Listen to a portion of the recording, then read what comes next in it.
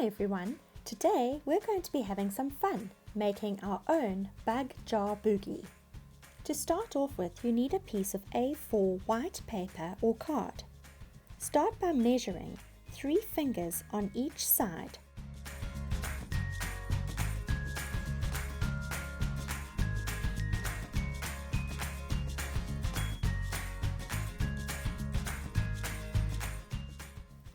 And then 4 fingers from the bottom of your page up. And lastly, you need a 2-finger spacing at the top of your page. Now with our measurements in place, it's time to draw our jar. We're going to start by drawing the neck of the jar. So a little dip to the side and then straight down. Go down, around and straight down all the way to the bottom. Now the bottom of our jar is going to be a little curved line. So curve the line from left to right all the way around until you get to the other side of the jar, almost like a boat shape. We're going to now do something called an ellipse on the top of the jar. This is going to be the lid. Now an ellipse shape is almost like a circle that has been squashed. So very carefully and lightly, holding the back of your pencil, draw an ellipse shape, so a bit like a squashed circle.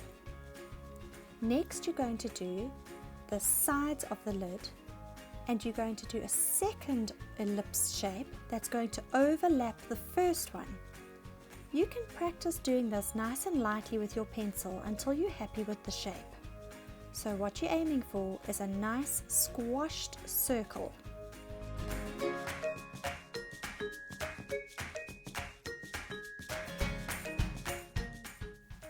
There we go. We've got a nice ellipse shape, and on the bottom I'm going to just make it nice and round, and there we have the lid of our jar. When you're happy with the lid, you can start to add little lines in to show that it's a lid and it's separate from the glass jar. Now I see the one side of my jar is slightly different from the other side, and I want both sides to look the same. So I'm just going to adjust it slightly. Now it doesn't matter because we're going to be cutting our jar out anyway. So if you feel that you need to make a few changes to your jar, you can do that now. And at this point you don't even need an eraser. If you wanted to, you could just put a light scribble over the line that you don't want. Remember, at this stage, the trick is to draw light till you've got it right. I'm happy with my jar. Now it's time to outline, and to do this I'm using a black felt tip pen or permanent marker. Very carefully I'm tracing over the lines of my jar all the way around.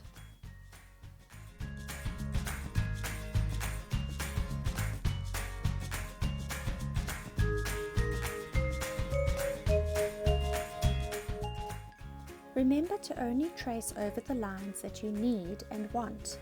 What you're aiming for is a nice clear outline of a jar. You don't want any extra lines that are going to make your jar look messy and untidy. As soon as you've finished outlining your jar, you can carefully cut it out. That's the first part of our project done. Now it's time to fill our jar with interesting bugs.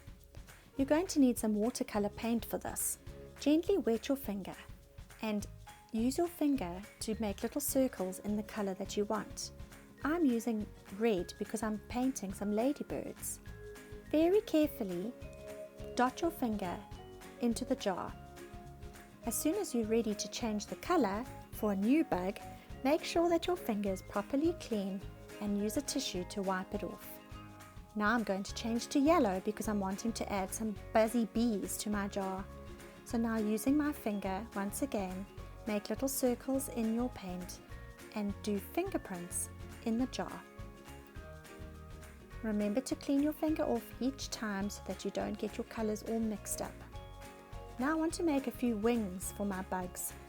So I'm using a pale blue to do this. But as I'm doing it, I see that the blue is quite bright. I'm going to try some more and see if it doesn't get better. If I'm not happy with the color, then what I can do is I can actually add a little bit of white and go over the fingerprints again, and that will make the color a little bit softer because I want the wings to almost look transparent or see-through. So if you need a little bit of softening of a color, you can always add some white.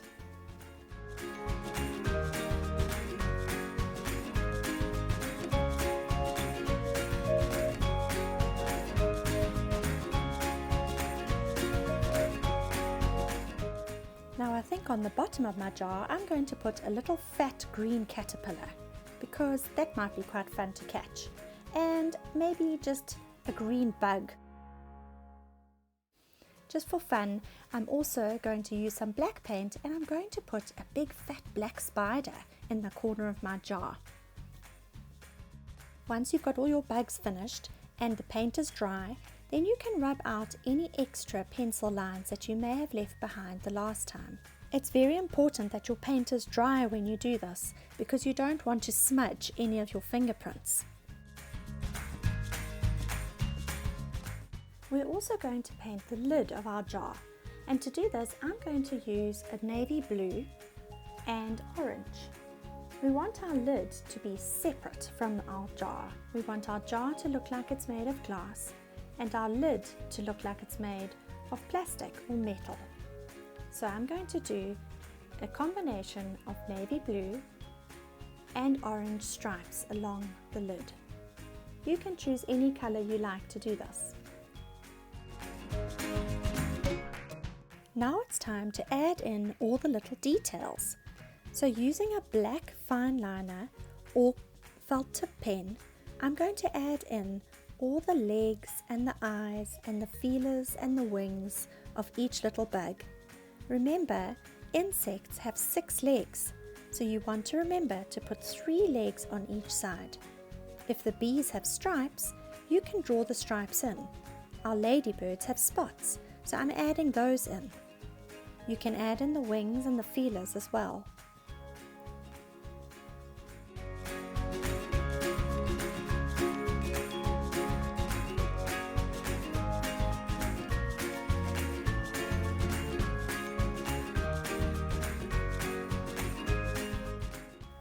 Now for our little spider in the top corner of our jar, we want to put him in a spider web.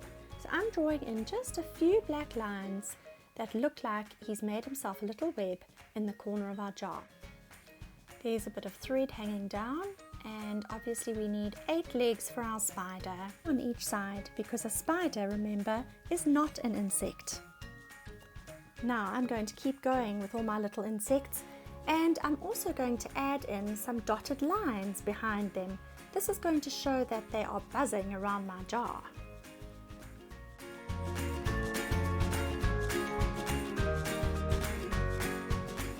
Right, put your jar to one side, and now we need to put our insects in a garden environment.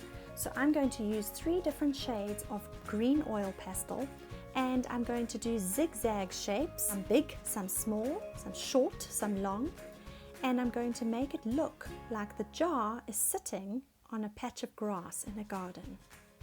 I'm also going to add in a few flowers, so I'm going to use a different color green to draw the stem and the leaves to show the flowers are actually in the grass as well. Once you've finished drawing your stems and your leaves, you can then start to draw the middle of the flowers and the petals of the flowers. Now you can choose what color petals you have and what your petals look like. I'm doing one flower, almost like a red daisy with long pointy petals, and I'm going to do this one red. I want it to be nice and bright. And then the other flower, I think I might do a different color. I think I might do that flower purple. So I'm going to get a purple oil pastel and I'm going to draw my petals a little bit rounder this time, just so that the flowers look a bit different and there's a bit of variety in my picture. Remember, you can choose how you want your flowers to look, and if you want to draw more than 2 flowers, then you can. But remember, we're going to be putting the jar in the middle, which means that the jar may well be covering some of your garden.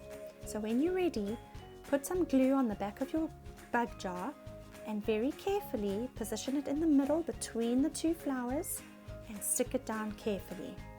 We're just about done. I think we just need a few more bugs in our garden.